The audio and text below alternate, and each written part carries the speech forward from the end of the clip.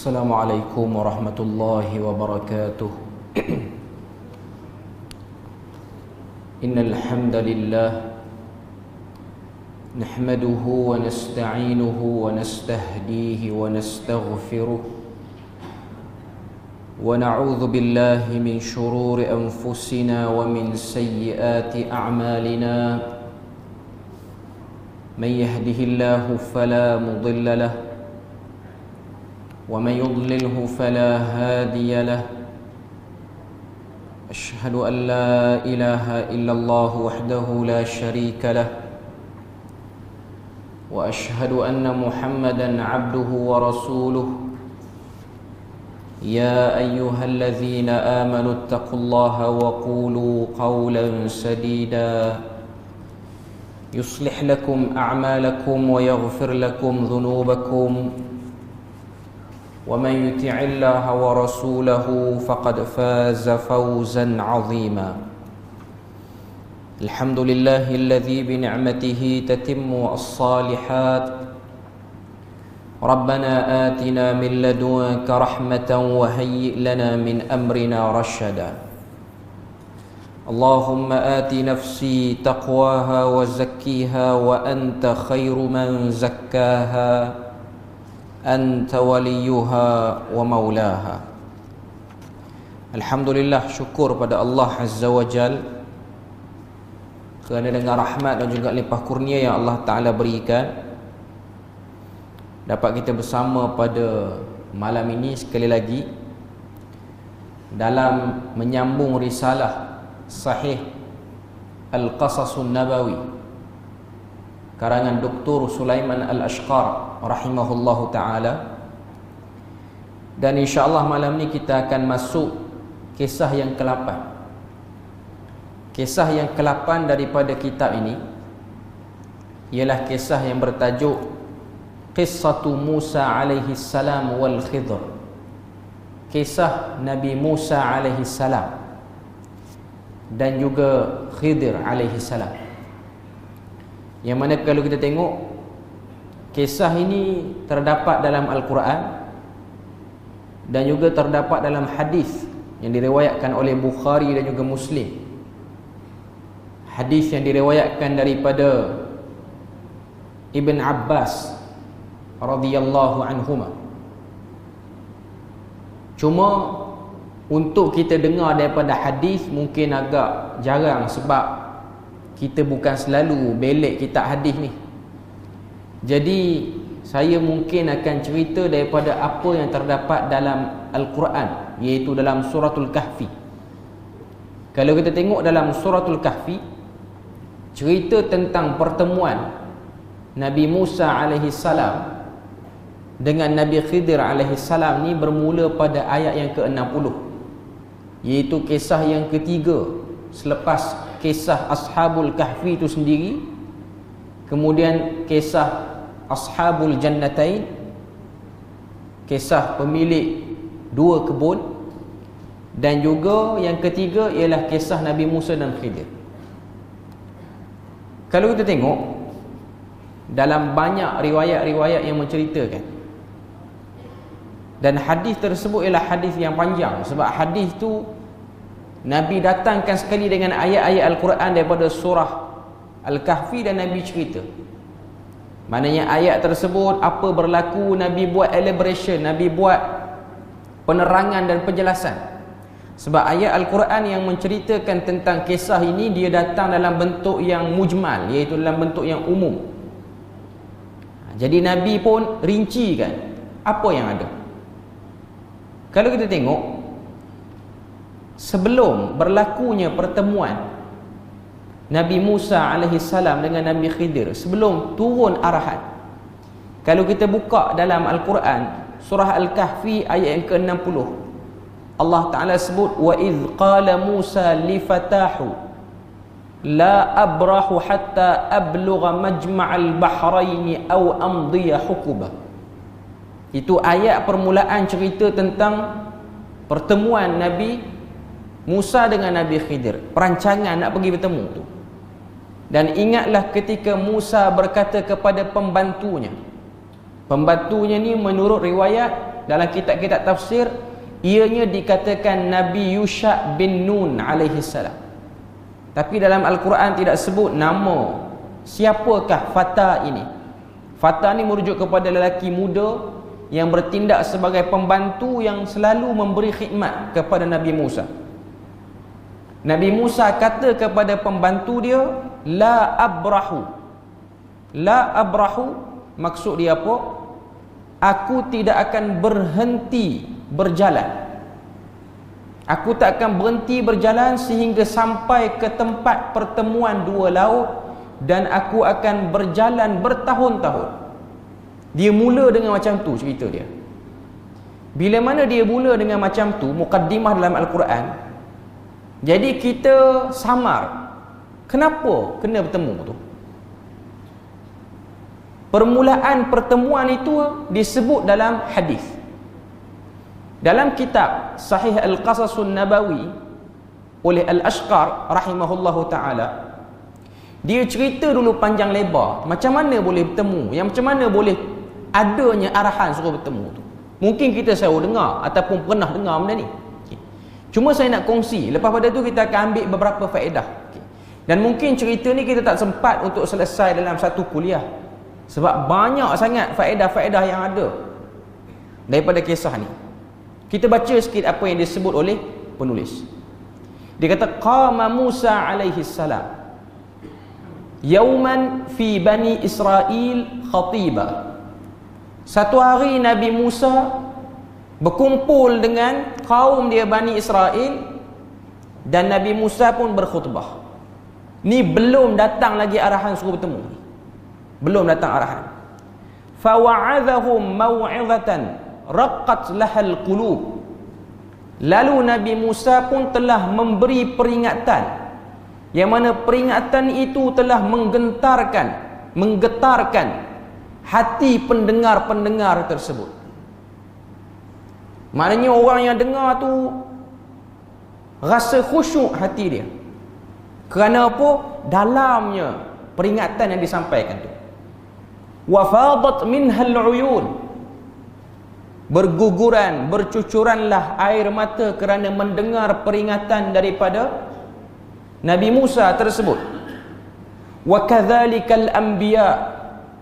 Kata Dr. Sulaiman Al-Ashqar, dia syarahkan hadis ni, dia kata, dan demikianlah para nabi, idza hum wa'adhu yalinunal qulubil qasiyah.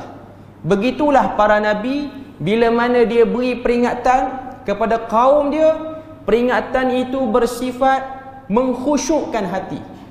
Hati yang liar berubah menjadi jinak bila mana dibacakan wahyu-wahyu Tuhan.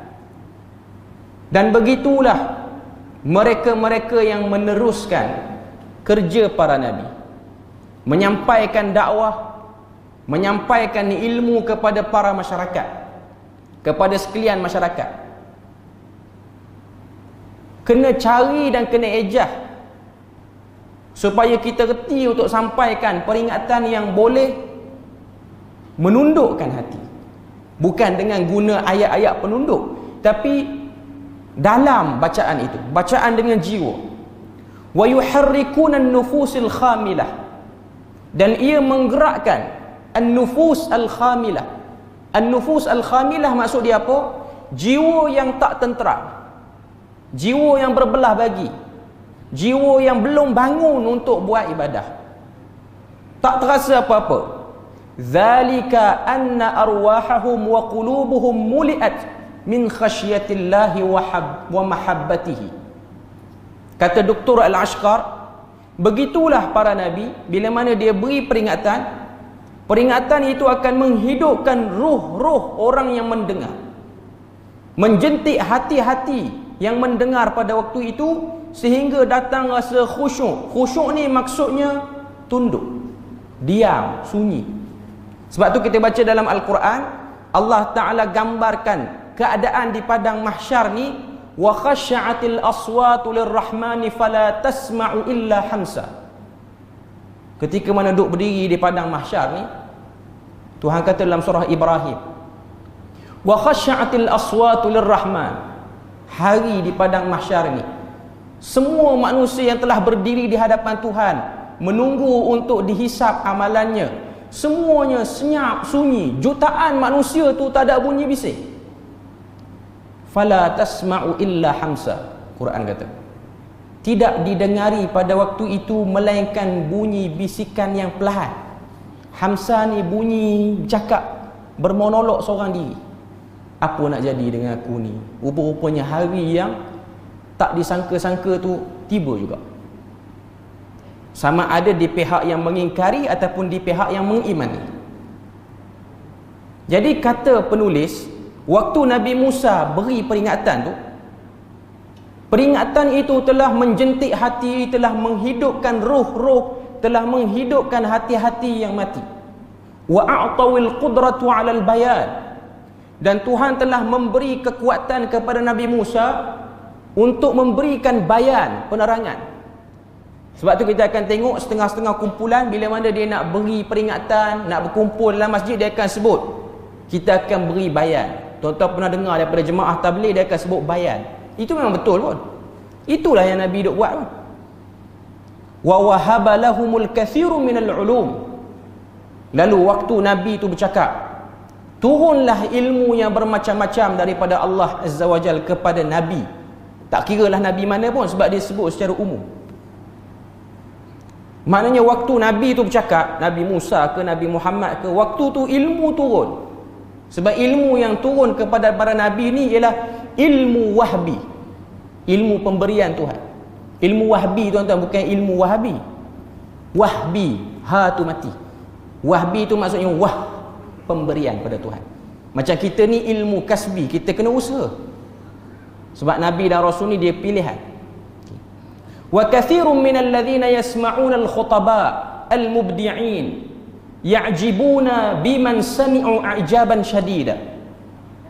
Kata Dr. Al-Ashqar, begitulah sepatutnya yang kita harus dengar daripada orang-orang yang memberi khutbah. Bila mana dia beri khutbah kreatif. Mubdi'in ni maksudnya dia fikir macam mana dia buat preparation nak suruh orang rasa penyampaian dia tu memberi impak yang besar kepada para pendengar. Yu'jibuna biman sami'u, sehingga menyebabkan orang tu rasa takjub dengan apa yang dia dengar. I'jaban syadida, dengan takjub yang luar biasa. Tapi bukan dia guna ayat-ayat penunduk tu, bukan. Kemahiran dia menjiwai. Dia menjiwai. Dan dia cuba fikir macam mana nak beritahu, nak bercakap pada orang satu-satu benda ni. Dan memang kita tahu Nabi dan Rasul ni kalau dia bercakap, dia tak akan lari daripada konsep tauhid, dia tak akan lari daripada bimbingan untuk dekat dengan wahyu. Itu isi-isi yang akan ada dalam khutbah para Nabi dan Rasul waktu itu. Wa khassah idza kanu min anbiya'illah, khususnya sekiranya yang bercakap itu para Nabi. Ni opening, belum masuk hadis lagi. Dia nak cerita satu hari Nabi Musa berdiri di hadapan Bani Israel, dia ceramah itu telah menyebabkan semua Bani Israel terjentik hatinya. Hati yang liar, nafsu yang liar, roh yang lemah mulai kuat.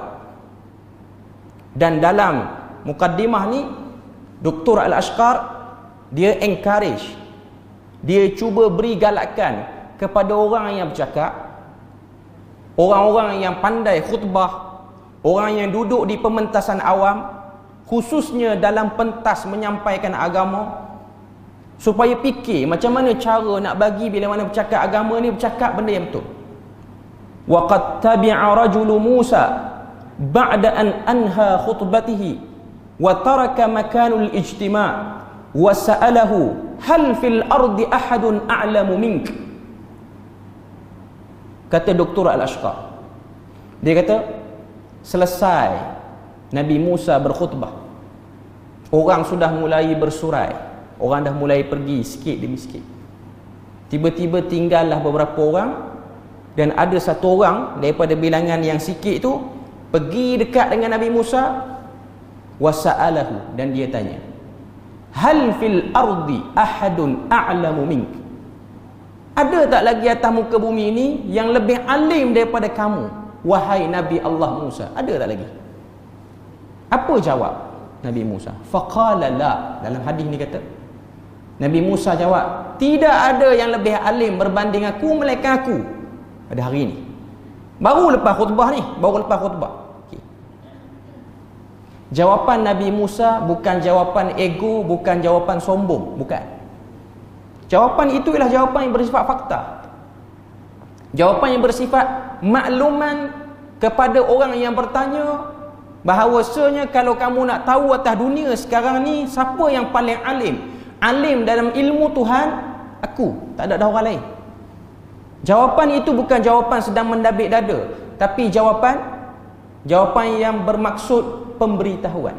Dia macam hadis Nabi riwayat dalam riwayat Ahmad, yang diriwayatkan dalam riwayat Ahmad, Nabi kata, ana sayyidu waladi Adam, aku ialah ketua kepada semua anak Adam, wala fakhar, aku sebut bukan aku bangga, tapi aku nak beritahu.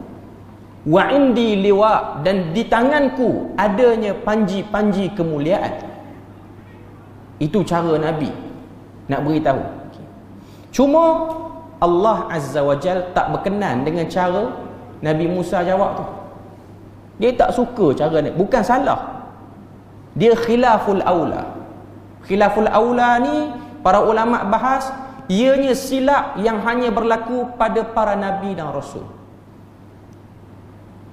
Dia salah, tapi dia bukan salah pada tahap yang tinggi macam khati'ah, sayyi'ah, bukan yang tu. Dia panggil khilaful aula. Khilaful aula ni maksudnya aulanya sebut macam ni, tapi dia pergi sebut lain. Macam mana Nabi Muhammad telah ditegur oleh Allah Ta'ala bila mana datangnya satu orang lelaki sahabat yang buta. Kita pernah tahu dan pernah dengar kisah tu. Abdullah bin Ummi Maktum datang nak dengar pesanan, peringatan pada Nabi. Dalam masa yang sama datang delegasi-delegasi Arab Quraisy, pemimpin-pemimpin besar pun datang nak jumpa Nabi. Nabi melihat prioriti kena bersama dengan yang ni dulu, kena beri layanan kepada delegasi-delegasi ni, sebab dia orang ni tak ada tahu apa tentang Islam. Kita kena ambil grab peluang ni, bagi dia orang layanan terbaik. Allah Ta'ala tegur, sebab pada waktu tu Nabi telah membuat mimik muka yang tak sepatutnya, bukan salah, sehingga turun dalam Al-Quran adanya nama surah Abasa. Bermasam muka, berkerut dahi Nabi, watawalla, dan dia berpaling. Anja'ahul a'ma, ketika mana datang satu orang yang buta. Lalu Allah Ta'ala puji yang buta itu. Walaupun dia buta, tapi dia lebih celik mata hatinya berbanding yang baru datang ni. Sebab tu dalam surah Kahfi juga kita akan jumpa ayat Allah Ta'ala tegur Nabi, wasbir nafsaka ma'al ladhina yad'una rabbahum bil ghadati wal 'ashiyyi yuriduna wajha wala ta'du 'aynaka 'anhum turidu zinatal hayatid dunya. Allah Ta'ala kata, sabar diri kamu wahai Muhammad dengan orang-orang yang telah bertasbih pada waktu pagi dan petang. Orang-orang ni siapa? Abdullah bin Ummi Maktum. Orang-orang ni ialah Bilal bin Rabah. Orang-orang ni ialah Suhaib Ar-Rumi. Orang-orang ni ialah Abdullah bin Mas'ud. Ni semua orang-orang susah, hamba-hamba yang kecil, tak ada pangkat. Allah Ta'ala kata, kamu sabar duduk dengan dia orang lebih baik. Wala ta'du 'aynaka 'anhum turidu zinatal hayatid dunya. Jangan kamu kalihkan pandangan kamu nakkan kepada kesenangan dunia yang sekejap. Ayat ni tegur Nabi, bukan kata Nabi tu nakkan laba dunia. Laba dunia tu bukan Nabi laba pada dunia. Okay. Nabi cuma fikir, macam sebahagian kita juga fikir, dakwah ni kalau dapat tangkap orang atas lagi mudah pada tangkap orang bawah. Nabi fikir macam tu. Sebab tu kita jangan rasa kita lah orang pertama fikir, kalau saya boleh berdakwah orang-orang atasan, kalau saya boleh sasarkan datuk-datuk, bangsawan-bangsawan, raja-raja, sultan-sultan ni lebih mudah. Tengok keadaan, tengok keperluan. Yang datang, yang lazimi, yang memang nak dengar, yang memang ikhlas nak cari ilmu, jangan dipersia-siakan. Jadi ini ayat teguran pada Nabi, dia panggil itab. Itab ni teguran lembut Tuhan kepada Nabi. Jadi Allah Ta'ala telah itab Nabi Musa, telah menegur Nabi Musa, jangan jawab macam tu. Kena jawab wallahu a'lam. Itu sepatutnya. Dalam masa yang sama, Nabi Musa ini antara nabi yang hebat pun. Pangkat dia pun rasul pada waktu ni. Sebab tu kalau kita tengok Nabi Musa ni duduk dalam senarai ulul azmi yang teruk kena ujian, banyak perjalanan yang dia lalui. Sebab tu kalau kita baca dalam hadis yang diriwayatkan oleh Imam Tirmizi dalam kitab Syama'ilun Nabi ataupun Syama'il Muhammadiyah, sahabat Anas bin Malik dia cerita tentang sifat tubuh badan Nabi. Dan waktu dia cerita tu, Nabi dah agak berumur sikit. Maknanya Nabi dah 55 tahun ke atas, nak pergi ke 60. Waktu tu kata Anas bin Malik, wa ra'aitu fi 'ainihi syuklah. Aku telah melihat pada matanya ada urat-urat merah yang jelas. Mata Nabi tu menunjukkan pada kita Nabi ni orang yang kerja keras, banyak benda yang dia buat dalam hidup. Waktu dia tengok mata Nabi tu, Nabi pun kata, wa kadzalika uyun, demikianlah mata nabi-nabi, khususnya ulul azmi. Macam itulah mata dia orang pun. Maknanya Nabi Musa pun macam tu, Nabi Ibrahim pun macam tu. Nak katanya Nabi banyak benda dia buat, ada perubahan besar pada tubuh badan dia waktu dia lanjut usia. Bila mana Nabi Musa jawab, tidak ada orang yang lebih alim berbanding aku di dunia sekarang ni, bukan jawab sombong. Tuhan tegur Nabi Musa, lalu mengarahkan Nabi Musa untuk pergi berjumpa dengan Nabi Khidir alaihi salam. Duduk dengan dia seketika, ambil sesuatu manfaat daripada dia. Sebab tu kalau kita baca surah Kahfi, kita akan tengok dia mula-mula start cerita tu, terus cerita dah siap barang dah berkemas dah barang nak pergi buat perjalanan. Sebab tu bila mana kita baca dalam surah Al-Kahfi ayat 60, wa idh qala Musa li fatahu, ketika mana Musa berkata kepada pembantunya, la abrahu. Perkataan abrah ni maksud dia apa? Baraha ni maksudnya perjalanan yang penuh semangat, perjalanan yang tak diketahui bila akan tamat, tapi semangat. Hatta ablugha majma'al bahrain, sehingga aku bertemu dengan tempat bertemunya dua laut. Tempat bertemu dua laut ni banyak atas dunia. Sebab tu untuk cerita ni banyak orang claim. Ada orang kata tempat pertemuan dua laut ni di Turki, ada orang kata tempat pertemuan dua laut ni berada di antara Iraq dan juga Jordan, macam-macam. Bahkan ada yang kata tempat pertemuan dua laut ni ialah memang di Bahrain, iaitu negara Bahrain. Hari ini negara Bahrain ni dia bersepadan dengan Arab Saudi, border dia Dammam tu dalam Arab Saudi. Tapi tempat tu Tuhan tak jelaskan koordinat dia, sebab bukan itu yang nak diberikan perhatian. Okay. Dan Nabi Musa kata, au amdiya hukuba, atau aku akan berjalan bertahun-tahun. Hukuba ni maksudnya ratusan tahun. Satu hukub maksud dia hukbun 100 tahun. Maknanya satu kurun dia nak berjalan. Dan berkurun-kurun pun aku akan berjalan untuk mendapatkan lelaki yang bernama dengan nama Khidir ini. Sebab tu kalau kita tengok berkenaan dengan isu Nabi Khidir alaihi salam ni, banyak benda yang berlaku silap faham pada diri Nabi Khidir. Di sisi kita orang Melayu, Nabi Khidir tak terlepas Nabi Khidir daripada kepercayaan yang menyeleweng. Sebab tu kalau kita baca surah Kahfi, kita akan tengok dalam surah Kahfi ni Tuhan nak beritahu tentang ada personaliti yang telah disalah erti kehebatannya. Antaranya Nabi Khidir dengan 7 orang pemuda Ashabul Kahfi. Nabi Khidir dibayangkan mempunyai bermacam-macam kelebihan. Orang akhir zaman boleh akses dengan dia, dan kalau ada keperluan dia akan zahir di akhir zaman ini. Dan dia boleh kontak dengan orang-orang tertentu. Dan sudah semestilah orang-orang tu mestilah wali-wali, syekh-syekh sekian-sekian, datang dengan berbagai-bagai bentuk dakwaan. Cuma tempat kita ni, kalau khurafat yang pelik-pelik biasanya dia nisbah pada Nabi Khidir. Jarang kita tengok khurafat tu dinisbahkan kepada Ashabul Kahfi. Dia jarang. Tapi kalau kita tengok, ada setengah-setengah masyarakat, mereka menjadikan Ashabul Kahfi ni sebagai tempat untuk berdoa, tempat untuk minta perlindungan. Sebab tu ada setengah-setengah orang dulu, dia jumpa nama, 7 nama, dikatakan nama ni ialah nama pemuda Ashabul Kahfi. Sekiranya nama tu digantung, ditampal di sekian-sekian tempat, maka tempat tu akan selamat, tidak akan dikenakan apa-apa malapetaka, tak akan masuk pencuri apa semua. Itu antara benda-benda khurafat yang dinisbahkan kepada Ashabul Kahfi. Sedangkan benda itu berlepas diri daripadanya.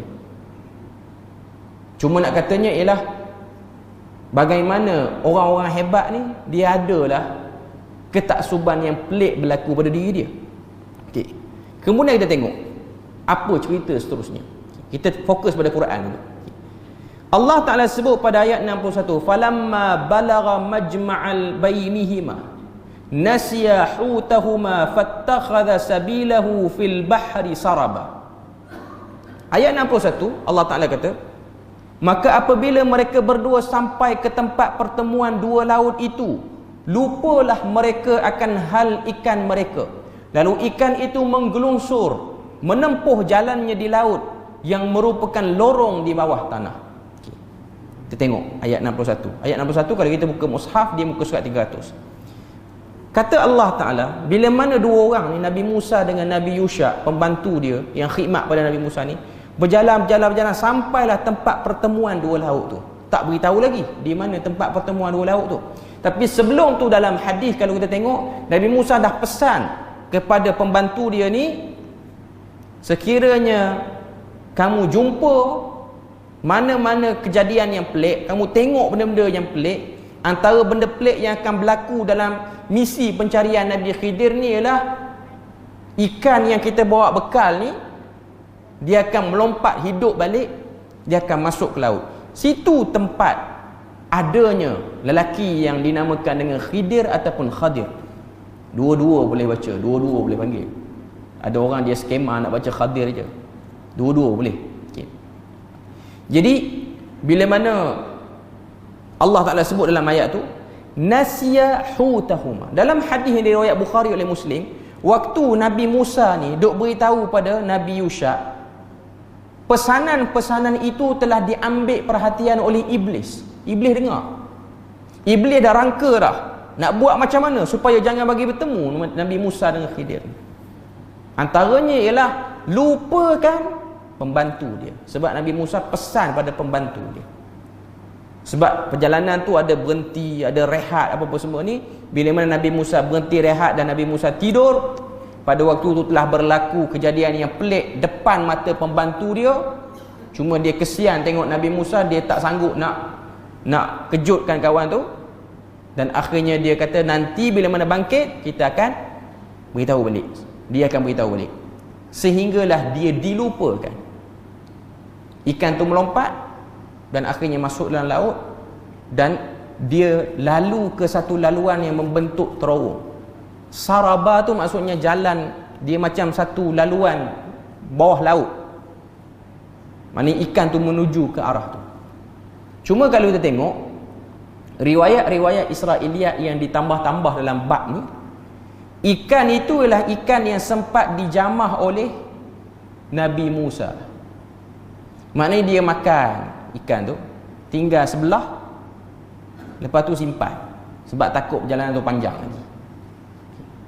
Bila mana tinggal sebelah tu, yang dah habis sebelah tu lah yang hidup melompat masuk dalam laut. Sebab tu sampai ke hari ni dia ada nama ikan sebelah, ataupun orang panggil ikan sisa Nabi ni. Setengah-setengah tempat panggil nama macam tu.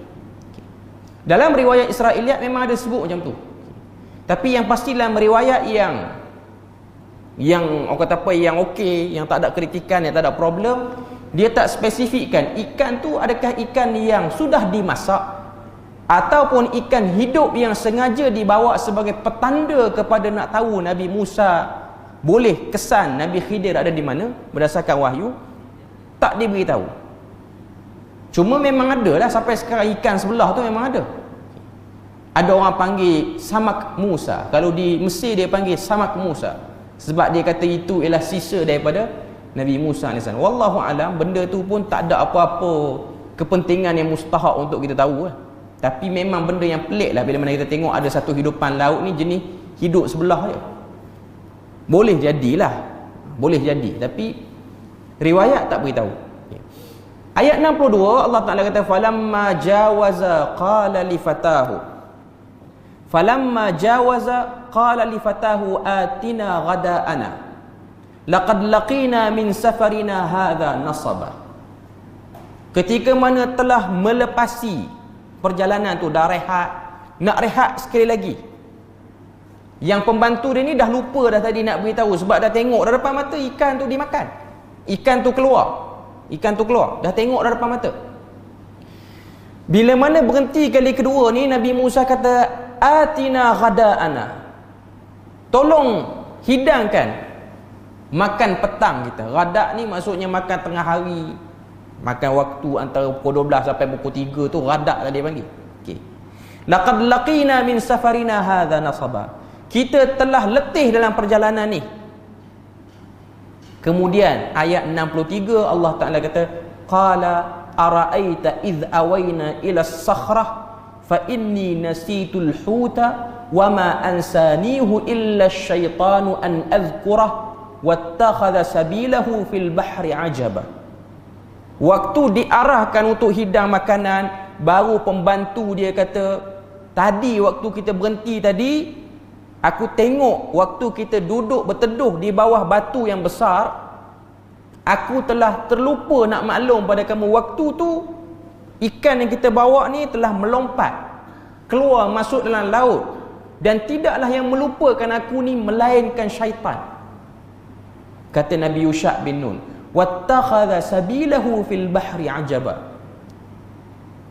Kata Nabi Yusha', waktu ikan tu keluar, aku tengok cara dia keluar tu ajaib, pelik, aku tak pernah tengok. Maknanya ikan tu keluar, riwayat Israiliyat macam-macam. Riwayat Israiliyat dia macam kelakar sikit, dia kata ikan tu keluar, dia macam berdiri macam ni, lepas tu dia berjalan dengan sirip belakang tu, macam kaki jadi masuk ke dalam tu. Dia nak bagi terang dengan ayat ni, tapi yang Nabi Yusha' beritahu, cara dia hidup tu, cara dia melompat masuk tu sangat ajaib. Kemudian apa respon Nabi Musa? Qala dzalika ma kunna nabgh. Kata Nabi Musa, itulah yang sebenarnya kita duk cari. Fartadda ala atharihima qasasa. Kemudian mereka patah balik nak cari balik tempat tadi. Okey. Kalau kita tengok dalam faedah-faedah yang disebutkan oleh para ulama, sini nak sebut pada kita halangan dalam menuntut ilmu, halangan dalam mencari kebenaran. Nak cari kebenaran, memang dia akan ada halangan-halangan. Antara halangan yang kena pada Nabi Musa ialah telah dilengahkan oleh syaitan sehingga lajak lebih jalan tu. Tujuan syaitan buat macam tu untuk memutuskan semangat Nabi Musa. Sebab awal-awal tadi ayat 60, apa kata Nabi Musa? La abrah, aku nak jalan betul.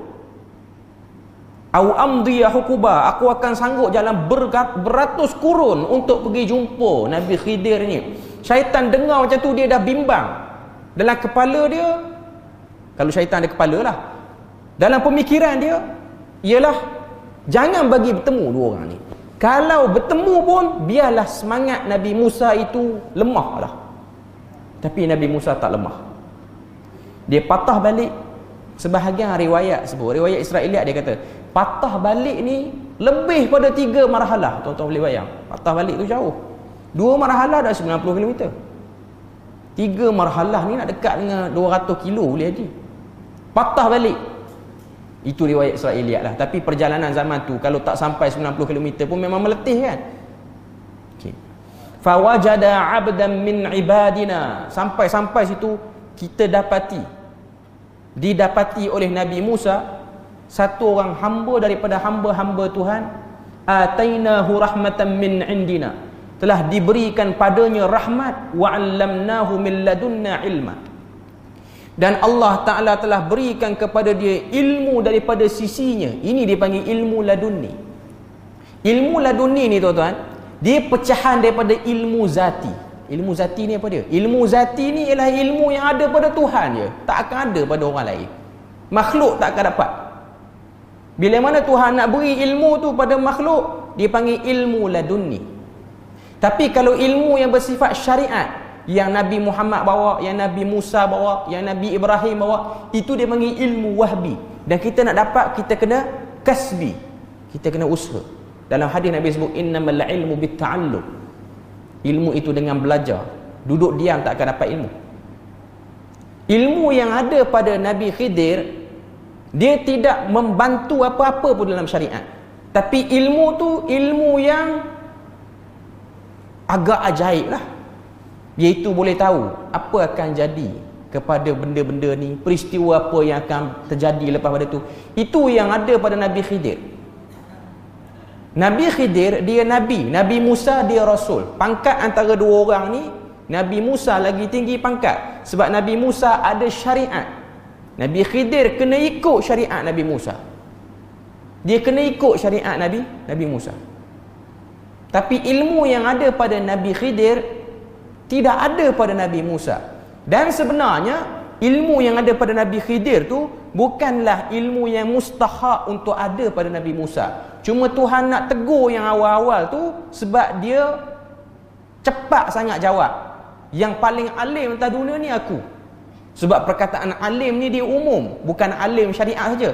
Alim termasuk boleh tahu esok hujan ataupun tidak. Orang ni mati bila? Orang ni akan aksiden macam mana? Orang ni dapat gaji macam mana? Dia duduk sekali dalam alim itu. Ilmu yang jenis macam tu boleh tahu orang ni besar nanti lawan mak ayah dia ke, orang ni nanti sampan dia kena curi ke, orang ni nanti macam tu macam ni. Yang tu ada pada Nabi Khidir, itu dia panggil ladunni. Ilmu tu macam mana Nabi Khidir dapat? Allah Ta'ala bagi. Allah Ta'ala beri pada Nabi Khidir. Bila mana Allah Ta'ala beri pada Nabi Khidir, ianya sebuah kemuliaan pada Nabi Khidir. Tapi dari segi syariat, dia kena ikut syariat Nabi Musa. Kita beri lalu azan dulu. Okay, kita sambung sikit lagi, beberapa minit lagi. Bila mana Allah Ta'ala sebut pada ayat 65 pertemuan Nabi Musa dengan Nabi Khidir. Nabi Musa ni pangkat tinggi lagi. Apa yang ada pada Nabi Khidir tu lagi rendah, iaitu Nabi. Dan dia ada ilmu ladunni. Nanti pada kuliah akan datang kita akan bahas, tengok. Ada satu orang tokoh namanya Ibnu Hajar Al-Asqalani. Dia ada tulis satu buku, kitab, namanya ialah Az-Zahrun Nadir fi Akhbaril Khadir. Kitab ni cerita tentang apa yang berkait dengan Nabi Khidir. Kita akan tengok, kita akan bahas. Sebab hadis ni dia agak panjang. Cuma apa yang kita boleh ambil sebagai kesimpulan untuk part pertama ni, cerita Nabi Khidir dengan Nabi Musa ni, Nabi Musa dengan Nabi Khidir ni, ialah apa yang perlu ada pada satu orang Nabi ialah kebolehupayaan untuk memberikan peringatan yang baik. Cuma tak boleh yakin.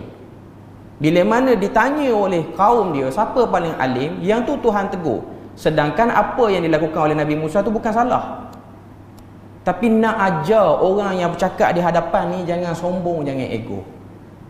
Supaya dia sedar setiap benda yang dituturkan, setiap benda baik yang kita teorikan pada orang, kita beri pada orang, kita beri ilmu, kita dibebani dengan amal. Orang yang bercakap tu, termasuklah saya sendiri, dibebani dengan amal.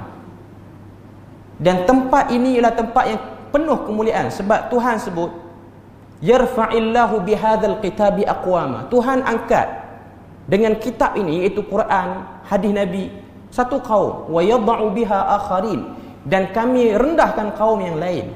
Maknanya waktu satu orang tu dia bercakap agama, dia sampaikan ilmu agama, dia menjadi tokoh dalam agama, diangkat sekali dengan diri dia.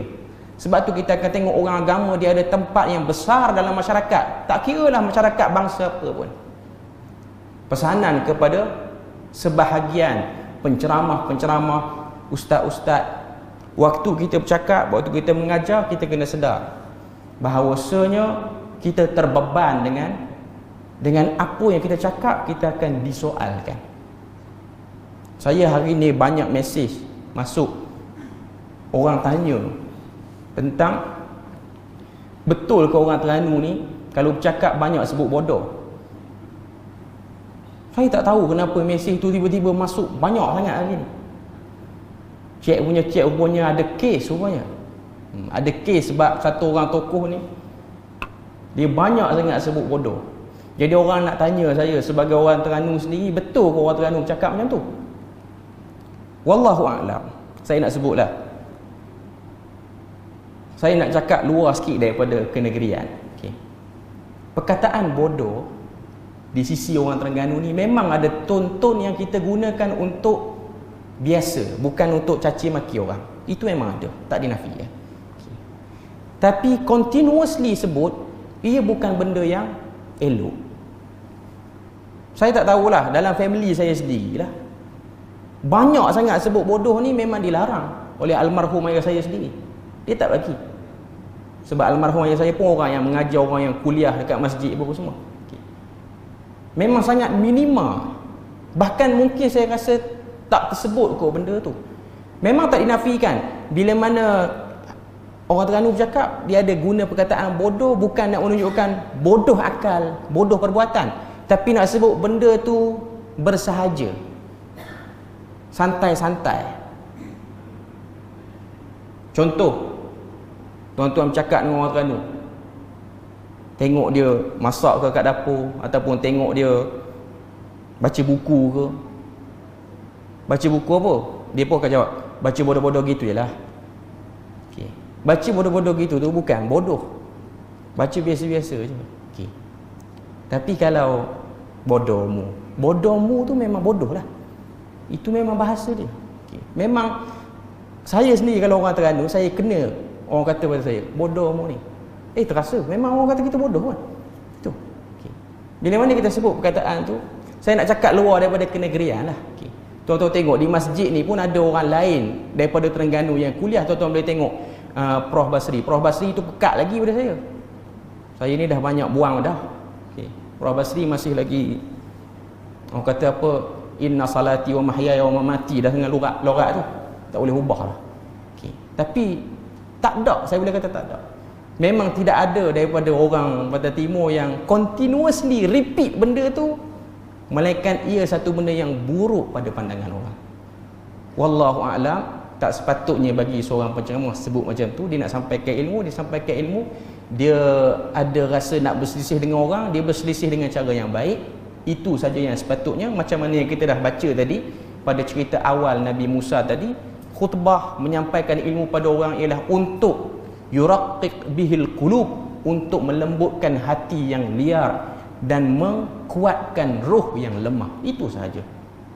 Jadi cerita kita ni kita akan sambung. Tuan-tuan boleh tanda ayat yang ke-65, kita akan sambung lagi ayat yang ke-66 dan seterusnya, sehingga kita selesai dan kita ambil banyak lagi faedah daripada kisah Nabi Musa dan juga Nabi Khidir. Wallahu a'lam. Subhanakallahumma wa bihamdik, asyhadu an la ilaha illa anta wa astaghfiruka wa atubu ilaik. Wassalamualaikum warahmatullahi wabarakatuh.